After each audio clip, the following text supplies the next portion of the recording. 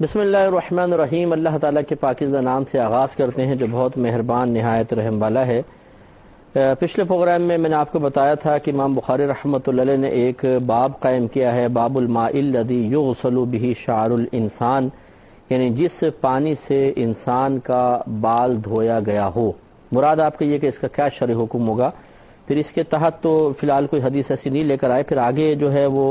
اسی کے بعد ایک اور باب اسی کے ساتھ ملایا کہ وصور الکلابی و ممرہا فی المسجد، کتوں کا جھوٹا اور ان کا مسجد میں گزرنا، اس کا باب۔ تو گویا کہ ان دونوں کو ملا کر پھر آگے آپ حدیثیں بیان کر رہے ہیں۔ امام بخاری رحمۃ اللہ علیہ فرماتے ہیں، ایک امام زہری رحمۃ اللہ علیہ گزرے ہیں، ان کا قول ذکر کرتے ہیں۔ زہری نے کہا کہ جب کتا کسی برتن میں منہ ڈال دے اور انسان کے پاس کوئی اور پانی نہ ہو جس سے وہ وضو کرے تو وہ اس پانی سے وضو کرے۔ یہ امام زہری کا اپنا قول ہے، اور اس میں بھی آگے ہم زیادہ اختلاف تو بیان نہیں کریں گے کیونکہ میرا مقصود یہاں پر حدیثوں کی شرح ہے۔ اختلاف آئمہ میں اکثر بیان نہیں کر رہا ہوں، لیکن یہ ضرور ہے کہ بعض آئمہ کے نزدیک کتے کا جھوٹا پاک قرار دیا گیا ہے، اسی میں سے ایک یہ بھی روایت ہے۔ اور حضرت سفیان ثوری رحمۃ اللہ علیہ نے فرمایا کہ یہ بعین ہی فقہ ہے، یعنی یہ اس میں گہری سوچ و فکر ہے، کیونکہ اللہ تعالیٰ فرماتا ہے پس تم پانی نہ پاؤ تو تیمم کرو، اور یہ پانی ہے، اور اس سے دل میں کچھ تردد ضرور ہے تو اس پانی سے وضو کرے اور تیمم کرے۔ تو گویا کہ یہ پانی موجود ہے اور اللہ تعالیٰ نے پانی کی عدم موجودگی میں تیمم کا حکم دیا ہے، لہذا آپ فرماتے ہیں کہ اس پانی سے وضو کر لے، اور دل میں چونکہ شک سا پیدا ہو گیا ہے تو اس لیے تیمم بھی کر لے۔ لیکن یہ جمہور کے نزدیک نہیں ہے، ہمارے نزدیک خصوصاً فقہ حنفی میں کتے کا جھوٹا بالکل ناپاک ہے، اور اگر وہ پانی میں منہ ڈال دے گا تو اس پانی سے وضو نہیں ہو سکے گا، یہ ناپاک ہے۔ اس برتن کو پھینکنا ہوگا، یعنی پانی کو پھینکنا ہوگا اور برتن کو پاک کرنا ہوگا، جیسے کہ آگے حدیث ابھی اسی میں بخاری میں آ رہی ہے۔ اب پہلے اس پر ایک حدیث نمبر 170 لے کر آئے ہیں، یہ اس پر ہے کہ انسان کا بال جب جسم سے جدا ہو جاتا ہے تو وہ ناپاک نہیں ہے بلکہ پاک چیز ہے۔ لہذا حضرت ابن سیرین کہتے ہیں، انہوں نے کہا کہ میں نے عبیدہ سے پوچھا کہ ہمارے پاس نبی کریم صلی اللہ علیہ وسلم کا ایک بال ہے، یعنی خبر دی، وہ پوچھا نہیں خبر دی بلکہ کہ ہمارے پاس نبی کریم صلی اللہ علیہ وسلم کا ایک بال ہے جو ہمیں حضرت انس رضی اللہ تعالی عنہ سے، یا یہ کہا کہ حضرت انس کے گھر والوں کی طرف سے ملا تھا۔ تو انہوں نے جواب میں کہا کہ میرے پاس اگر نبی کریم صلی اللہ علیہ وسلم کا ایک بھی بال ہو تو یہ مجھے دنیا اور جو کچھ دنیا میں ہے اس سے زیادہ محبوب ہے۔ تو دیکھیں معلوم یہ ہوا کہ جسم سے بال جدا ہو کر پاک ہے، اسے تبرکن رکھ سکتے ہیں، اگر بزرگ کا بال ہو اس میں کوئی حرج نہیں ہے کہ تابعین کے اندر یہ چیزیں جاری و ساری تھی۔ تو لہذا حضرت عبیدہ بن عمر سلمانی، یہ جو عبیدہ نام ان کا تھوڑا تعارف میں کرا دیتا ہوں، یہ نبی کریم صلی اللہ علیہ وسلم کی زندگی میں ایمان لے آئے تھے لیکن آپ سے ملاقات نہیں ہوئی تھی۔ ان سے بہت سارے محدثین نے روایت کی ہے اور یہ سن 72 ہجری میں فوت ہوئے تھے، تو تابعین میں سے ہیں ماشاءاللہ۔ تو یہ روایت بیان کرتے ہیں، ان سے ابن سیرین نے کہا تھا۔ ابن سیرین میں نے آپ کو بتایا تھا کہ وہ بھی تابعین میں سے ہیں، حضرت امام اعظم رضی اللہ تعالی عنہ کے ہم عصر ہیں، خوابوں کی تعبیر میں بڑے ماہر تھے، تو انہوں نے بیان کیا۔ تابعین نے بعض نے ان کو تابعین میں رکھا ہے، بعض نے تبع تابعین میں رکھا ہے، لیکن بہرحال یہ بھی بڑی جلیل القدر شخصیت ہے۔ یہ کہتے ہیں کہ ہمیں حضرت انس رضی اللہ تعالی عنہ کی طرف سے نبی کریم صلی اللہ علیہ وسلم کا ایک منہ مبارکہ ملا ہے۔ تو انہوں نے جواب میں کہا کہ اگر میرے پاس سرکار کا ایک بھی بال ہو تو یہ مجھے جو کچھ دنیا اور جو کچھ دنیا میں ہے سب سے زیادہ محبوب ہو۔ تو ابھی میں اس پہ کلام کرتا ہوں نبی کریم صلی اللہ علیہ وسلم کے بال کو بطور تبرک رکھنے کے بارے میں، ذرا ایک آدھ اور روایت ذرا دیکھ لیتے ہیں اور پھر اس پہ ہم انشاءاللہ کلام کریں گے۔ 171ویں حدیث پاک میں ہے، اور یہ حضرت انس رضی اللہ تعالی عنہ روایت کر رہے ہیں کہ جب نبی کریم صلی اللہ علیہ وسلم نے اپنا سر مبارکہ حلق کروایا، یعنی بالکل منڈوایا، صاف کیا، اور یہ حج کے بعد ہوا، تو حضرت ابو طلحہ رضی اللہ تعالی عنہ پہلے وہ شخص تھے جنہوں نے آپ کے بال لیے۔ یہاں تک اتنا ہی ہے، اور دوسری روایت میں ہے کہ نبی کریم صلی اللہ علیہ وسلم نے باقاعدہ ابو طلحہ رضی اللہ تعالی عنہ کو بلایا، انہیں اپنے بال دی اور فرمایا اس کو صحابہ میں تقسیم کر دو۔ اگر یہ بال جسم سے جدا شدہ بال بالفرض جائز نہ ہوتا ان کو رکھنا، یا ناپاک ہوتے تو سرکار صلی اللہ علیہ وسلم کبھی بھی اس کا حکم ارشاد نہ فرماتے، معلوم ہوا کہ بال سر سے جدا ہو کر بھی پاک ہی رہتے ہیں۔ اب اس سے ذرا دیکھیے کہ اس سے معلوم ہوا کہ نبی کریم صلی اللہ علیہ وسلم نے باقاعدہ اپنے بال مبارکہ صحابہ میں تقسیم کروائے تھے۔ سوال یہ پیدا ہوتا ہے کیوں؟ تو جواب یقینی سی بات یہی ہوگا کہ ان بالوں میں برکت تھی، وہ بال اس قابل تھے کہ ان کو ادب اور تعظیم سے رکھا جاتا، اگر پھینک دیتے برکات سے بھی محرومی تھی اور ان بالوں کی تعظیم میں بھی فرق پڑتا۔ اس سے معلوم ہوا کہ نبی کریم صلی اللہ علیہ وسلم کے منہ مبارکہ کا احترام کرنا یہ صحابہ کرام سے ثابت ہے، وہ سرکار کے منہ مبارک کو بڑا محبوب بھی رکھا کرتے تھے، اور سرکار صلی اللہ علیہ وسلم نے جب صحابہ کو یہ دیا ہے اور حصول برکت ہی مقصود تھا تو انہوں نے برکات حاصل بھی کی ہیں۔ اس سے معلوم یہ ہوا کہ جو چیزیں ہمارے بزرگوں سے تعلق رکھتی ہیں وہ باعث برکت ہوتی ہیں، اور خود صحابہ کرام علیہم رضوان نے ایسی چیزوں سے برکات حاصل کی ہیں، لہذا ہمارے لیے بھی یہ بالکل جائز عمل ہوگا۔ اس لیے مطلب جو بزرگ کوئی بھی ہوں، کسی بھی دور کے ہوں، واقعی وہ باعمل ہوں، باشرہ ہوں، تو ان کے جسم سے تعلق رکھنے والی چیزیں، ان کے مثلا ان کے بیٹھنے کی جگہ، ان کی کرسی ہے، ان کے قلم ہیں، اور اگر وہ کوئی چیز استعمال کرتے ہیں وہ یقیناً ان کی مس کی وجہ سے بابرکت ہے، ان سے تعلق کی وجہ سے بابرکت ہے، اور اس برکت کو حاصل کرنے کے لیے کوشش کرنا، ان اشیاء کا ادب و احترام کرنا یہ کوئی ناجائز نہیں ہے، ہمارے اسلام سے ہٹ کر نہیں ہے۔ چنانچہ جب سرکار کے منہ مبارک کی تعظیم صحابہ نے کی ہے، اسے محبوب رکھا ہے صرف اس تعلق کی وجہ سے کہ وہ سرکار سے تعلق رکھتے ہیں، تو اگر کوئی مسجد نبوی کا ادب و احترام کرے، اس کے ستونوں کا ادب و احترام کرے، مدینہ شریف کا احترام کرے، جیسے امام مالک رحمۃ اللہ علیہ سے ثابت ہے کہ اکابرین لکھتے ہیں کہ آپ نے کبھی بھی مدینہ منورہ میں جوتے نہیں پہنے تھے،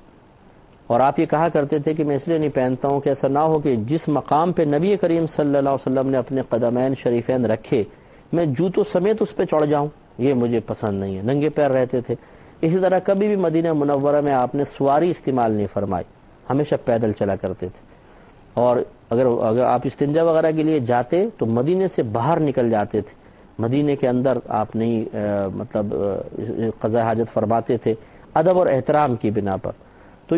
اب یہ ہر ایک سے ثابت تو نہیں ہے، حضرت امام مالک رحمۃ اللہ علیہ کا اپنا ایک شوق ہے، ذوق ہے، آپ کا ادب اور احترام ہے۔ تو معلوم یہ ہوا کہ دو باتیں یہاں ثابت ہوئیں، ایک یہ کہ جن چیزوں کا تعلق نبی کریم صلی اللہ علیہ وسلم سے ہے ان چیزوں کا ادب، ان کی تعظیم کرنا یہ کوئی آج کل کی بدعت نہیں ہے، بلکہ یہ تو اکابرین سے چلتا چلا آ رہا ہے، لہذا یہ بدعت نہیں ہے، اس کا لحاظ رکھیں۔ دوسری بات یہ ہے کہ نبی کریم صلی اللہ علیہ وسلم کے جو بھی معاملات ہوئے، امام مالک رحمۃ اللہ علیہ جیسے ادب کیا، تعظیم کیا، یہ ان کا ایک ذاتی فعل تو ضرور ہے، لیکن یہ معیار شرع نہیں بنانا چاہیے۔ یعنی کیا کہنے کا مطلب یہ کہ اگر بالفرض آپ مدینہ منورہ گئے، وہاں پہ کوئی پیر صاحب آئے، کوئی عالم آئے، کوئی مفتی آئے، اور وہ جوتی پہنے ہوئے ہیں مثال کے طور پر، تو آپ یہ نہیں کہہ سکتے ہیں کہ دیکھو جی امام مالک رحمۃ اللہ علیہ جوتی نہیں پہنتے، اگر ان کے دل میں بھی عشق ہوتا تو ویسی جوتے اتار کر آتے۔ ایسا نہیں ہے، جو امام مالک رحمۃ اللہ علیہ نے ایک چیز کو اختیار ضرور کیا لیکن اس کے ترک کو کوئی بے ادبی قرار نہیں دیا، اور اسی طرح صحابہ کرام سے بھی ثابت نہیں ہے کہ انہوں نے مدینہ منورہ میں سواری استعمال نہ کی ہو یا جوتے نہ پہنے ہوں، صحابہ کرام پہنتے تھے۔ خلاصہ کلام یہ ہے کہ اگر کوئی شخص ادب اختیار کرتا ہے تو وہ اس کو اپنی ذات کے ساتھ ہی مقید رکھے، کسی اور کو مطلب کسی اور پر مسلط کرنے کی نہ تو کوشش کرے، نہ اپنے خود ساختہ اور اختیار کردہ ادب کو کوئی معیار شرع بنائے اور اس کو اس انداز سے لوگوں کے سامنے پیش کرے۔ یعنی یہ غلط ہے کہ اس انداز سے اس کو پیش کرے کہ لوگ موازنہ کریں کہ جی یہ بہت باادب ہیں اور وہ بے ادب ہے، یہ بالکل غلط طریقہ ہے، ایسا نہیں ہونا چاہیے۔ آپ جتنا ادب کر سکتے ہیں کریں، جتنا احترام کر سکتے ہیں کریں، لیکن بس یہی کہ اس کی وجہ سے کسی دوسرے کو بے ادب اور عشق سے خالی نہ سمجھیں اور اس کو مسلط کرنے کی کوشش نہ کریں، اور اس انداز سے پیش نہ کریں کہ سامنے والے سادہ لو انسان جو ہیں وہ اسی کو شرعی معیار سمجھ لیں اور اسی کو عشق کا معیار سمجھ لیں، وہ آپ کو تو عاشق مان لیں اور دوسرے سب کو انکار کر دیں کہ جی باقی تو عاشق شاید ہے ہی نہیں۔ یہ طریقہ قطعاً غیر مناسب ہے، اس لیے کسی پر بدگمانی جائز نہیں، کسی کے بارے میں ہم نتیجہ نہ نکالیں، جو کر رہا ہے جو کرتا ہے اس کا اپنا ذاتی فعل ہے، وہ خود غور و تفکر کرے، میں اپنے عمل کا خود مکلف ہوں اور جواب دہ ہوں، میں خود سوچوں، آپ اپنے بارے میں سوچیں، تیسرا اپنے بارے میں سوچیں۔ ہم دونوں کو ان کے اوپر اٹیک کرنے کی ضرورت نہیں، فلاں پہ اٹیک، فلاں پہ یہ کرنا، یہ غلط ہے۔ میں ایک آپ کو بات سمجھا رہا ہوں کہ مدینہ منورہ کا اور سرکار سے تعلق رکھنے والی چیزوں کا ادب احترام یہ صحابہ کرام علیہم رضوان سے چلتا چلا آ رہا ہے، کوئی نئی چیز نہیں ہے، اور اس کو معاذ اللہ بدعت کہنا یہ قطعاً غیر مناسب ہے۔ تو اب یہ آ جائیں منہ مبارک پر۔ آج کل جو بہت سارے لوگ ہیں جنہوں نے یہ دعویٰ کرتے ہیں کہ ہمارے پاس نبی کریم صلی اللہ علیہ وسلم کے منہ مبارکہ ہیں، اور وہ اس کو بڑا ادب سے رکھتے ہیں، احترام سے رکھتے ہیں، شیشے کے کیس کے اندر رکھا ہوتا ہے، اس پہ پھر خوشبو وغیرہ چھڑکتے ہیں، اور اسے پھر زیارت کے لیے بھی لے کر آتے ہیں، مسجدوں میں زیارت ہوتی ہے، اعلانات ہوتے ہیں باقاعدہ بھی سرکار کے مبارک کی آپ زیارت کر لیں وغیرہ وغیرہ۔ تو یہ ادب کرنا، تعظیم کرنا، اسے واقعی نبی کریم صلی اللہ علیہ وسلم کا منہ مبارک کہنا، اسے نبی کریم صلی اللہ علیہ وسلم کی طرف منسوب کرنا، پھر لائن لگا کے اس کی زیارت کرنا، کیا یہ جائز ہے عمل کے نہیں ہے؟ پہلی بات تو یہ ہے کہ دیکھیں بعض لوگ جیسے اس پہ کہتے بھی ہیں کہ جی کیا ثبوت ہے آپ کے پاس کہ یہ نبی کریم صلی اللہ علیہ وسلم کا منہ مبارک ہی ہے یہ مسئلہ؟ تو اس کو تھوڑا سا کلیئر ہونا چاہیے۔ پہلی بات تو یہ اچھی طرح یاد رکھیں کہ نبی کریم صلی اللہ علیہ وسلم خود یہ چاہتے تھے کہ آپ کے اس منہ مبارک کی برکات پوری دنیا میں تقسیم ہو جائے اور قیامت تک یہ چلتی رہے۔ اگر آپ چاہتے تو جب آپ نے سر حلق کروایا تھا تمام بال لیتے اور ابو طلحہ رضی اللہ تعالیٰ عنہ سے فرماتے ان کو جا کے زمین میں کسی جگہ دفن کر دو، کسی کو مت دینا، یہ بھی کر سکتے تھے، لیکن آپ نے تمام صحابہ میں تقسیم کرنے کا حکم دیا، اور یہ کنفرم تھا کہ یہ صحابہ بعد میں مختلف ملکوں میں جائیں گے۔ تو ہوا یہی ہے کہ سرکار کے منہ مبارک صحابہ کرام کے پاس آئے، اور صحابہ کرام دور دراز سفر کرنے گئے اور وہاں پر انہوں نے ان بالوں کو دوسروں تک پہنچایا ہے، یاد رکھیں۔ اور نبی کریم صلی اللہ علیہ وسلم کا یہ معجزہ آپ کہہ لیجئے کہ آپ کے بال اب بھی نشو و نما پاتے ہیں۔ مجھ گناہگار نے خود اپنی آنکھوں سے دیکھا ہے کہ جس کے پاس اگر ایک منہ مبارک ہے، اور واقعی وہ سرکار کا یہ علامت بھی ہے، اس کو ایک نشانی بھی آپ کہہ سکتے ہیں کہ وہ ترقی پاتا ہے، اس میں سے اور جڑیں نکلتی ہیں، شاخیں نکلتی ہیں، ایک ایک بال کسی کے پاس تھا تو وہ بالوں کا گچھا بن چکا ہے، اور پھر وہ اسی میں سے نکال کے دوسروں کو بھی تحفتاً دے دیتے ہیں، تیسرے کو دے دیتے ہیں، تو اس طریقے سے بھی ہوتا ہے۔ تو نبی کریم صلی اللہ علیہ وسلم جب یہ منہ مبارکہ صحابہ کو دے رہے ہیں، وہ آگے پہنچا رہے ہیں، تو اس کا مطلب ہے کہ سرکار یہ چاہتے ہیں، اور سرکار اللہ تعالیٰ کے حکم کے بغیر نہیں کرتے ہیں، کچھ کام نہیں کرتے ہیں، کوئی اللہ کی ناپسند والا کام نہیں کرتے ہیں، اس کا مطلب اللہ کو بھی یہ پسند ہے، اللہ تعالیٰ کا بھی یہ حکم ہے کہ ان منہ مبارک کی تعظیم کی جائے، ان سے برکت حاصل کی جائے، لہٰذا یہ بال پوری دنیا میں تقسیم ہوئے اور آگے چلتے چلے گئے۔ اب بس یہ ہے کہ جی ان کا جو آپ کے سامنے بال ہے، کیا واقعی یہ نبی کریم صلی اللہ علیہ وسلم کا منہ مبارک ہے یا نہیں ہے؟ اس میں دونوں جہتیں ہیں، ہے اس پر بھی کوئی قسم نہیں کھا سکتا، نہیں ہے اس پر بھی کوئی قسم نہیں کھا سکتا۔ جو کہہ رہا ہے کہ ثابت کریں کہ نبی کریم صلی اللہ علیہ وسلم کا منہ مبارک ہے، اس سے آپ بھی دائرہ ادب میں رہ کے کوشچن کر سکتے ہیں کہ آپ ثابت کریں کہ نہیں ہے۔ اگر وہ کہے اچھا قسم کھاؤ، آپ کہیں آپ بھی قسم کھاؤ۔ تو جب آپ قسم کھا کے اس بال کے منہ مبارک ہونے کی نفی نہیں کر سکتے ہیں تو دوسرے سے ثبوت بھی نہ مانگے۔ اب مسئلہ یہ ہے کہ کیا اگر ثبوت نہیں ہے تو تعظیم کی جائے یا اس کو رد کر دیا جائے؟ بہتر طریقہ کیا ہے؟ تو جواب یہی ہوگا کہ تعظیم کرنے میں کوئی گناہ نہیں ہے۔ ہاں اگر یہ سرکار کا منہ مبارک نہیں بھی ہے تو سرکار کی محبت میں اگر اس بال کی تعظیم کر لی جائے، اس میں تو آخرت میں کوئی گرفت نہیں ہے۔ لیکن فرض کر لیں یہ نبی کریم صلی اللہ علیہ وسلم کا منہ مبارک ہو اور پھر ہم اس کو صرف ثبوت نہ ہونے کی بنا پر بے ادبی کے ساتھ پھینک دیں، بتائیں اس پر کوئی گرفت کا پہلو ہے یا نہیں ہے؟ تو یقیناً آپ کا ذہن کہے گا کہ ہاں اس میں گرفت ہو سکتی ہے۔ لہذا معلوم یہ ہوا کہ پھر تعظیم کرنے میں کوئی حرج نہیں ہے، اس کا ادب کریں، تعظیم کریں۔ اگر نہیں بھی ہوا تو ہو سکتا ہے کہ اللہ تبارک و تعالی اپنے حبیب کریم صلی اللہ علیہ وسلم سے اس اظہار عشق کو اپنی بارگاہ میں قبول فرما لے کہ یہ غلط فہمی کا شکار ہے، میرے حبیب کا بال تو نہیں لیکن محبت تو نبی سے کر رہے ہیں نا، اس محبت میں ہی سب کام کر رہے ہیں، تو یہ اللہ کی بارگاہ سے ہمیں مطلب عذاب نہیں دلوائے گا، انعام کا مستحق بنوائے گا۔ اس کے برعکس اگر آپ تھوڑا سا غور کر لیں کہ اگر یہ واقعی منہ مبارک ہو اور کوئی اس کی توہین کر دے، تحقیر کر دے تو کیا ہوگا؟ اللہ تعالیٰ اس کو ناپسند فرمائے گا کہ نہیں؟ اور اس طرح نبی کریم صلی اللہ علیہ وسلم کا بھی قلب انور رنجیدہ ہو سکتا ہے ان چیزوں سے. تو لہٰذا یہ ثبوت مانگنا اور مطلب برے الٹے سیدھے منہ بنانا یہ قطعاً غیر مناسب ہے. مسلمانوں کی اگر ایک بڑی تعداد حسن زن قائم کر کے سرکار کی ہی محبت میں اپنے کو ذاتی مقاصد تو نہیں ہے اگر منہ مبارک کی تعظیم کر رہی ہے تو اس میں کیا حرج ہے بھائی؟ ایک بزرگ تھے وہ بتاتے ہیں کہ ایک لطیفہ لکھا ہوا ہے کہ ایک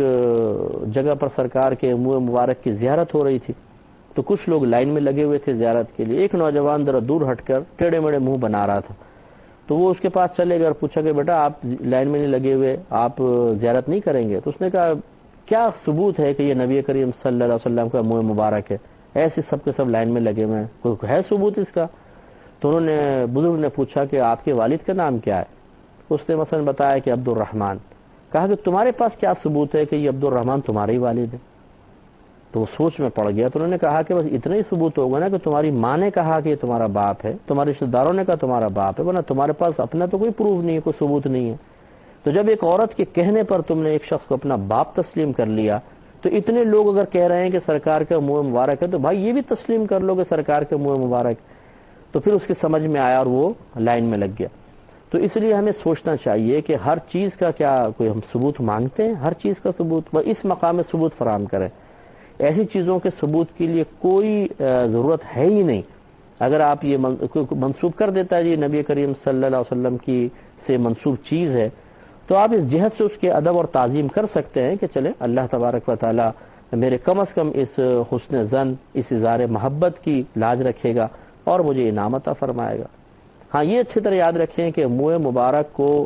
اجرت پر دکھانا اس کو فقہا نے سختی سے منع کیا ہے, بے ادبی قرار دیا ہے. یعنی آپ کہیں جی 5-5 روپے دیتے جائیں اور زیارت کرتے جائیں, تماشا بنا لینا, ٹکٹ باقاعدہ مقرر کر لینا, یہ قطعاً غیر مناسب ہے, ایسا نہیں کرنا چاہیے. اور یوں ہی جو لوگ جانتے ہیں کہ سرکار کا منہ مبارک نہیں ہے لیکن جھوٹ منسوب کر کے ایک بال کا اپنے پاس رکھا ہوا ہے